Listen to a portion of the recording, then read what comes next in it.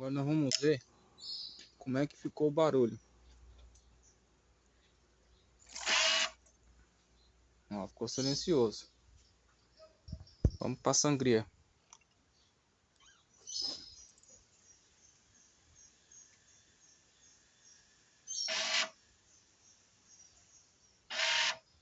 São 10 tentativas para sangrar. Olha como é que ficou o barulho. Mais uma vez.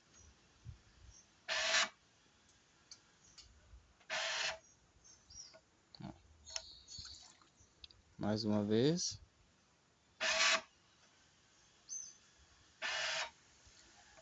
Solta. Empurra até a medida lá.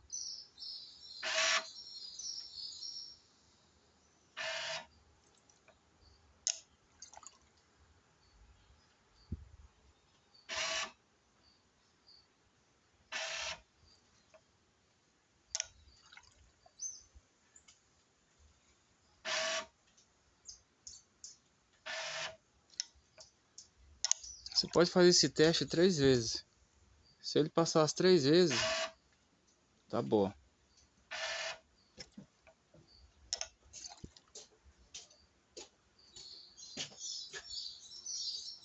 Pronto, terminou o teste.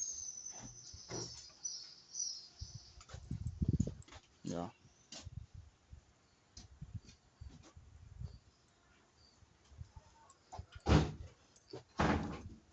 Não coloquei todos os parafusos, mas na hora que eu terminar de colocar, aí eu acabo de fechar ela. Então aqui já está passado no teste. Agora eu vou finalizar ela.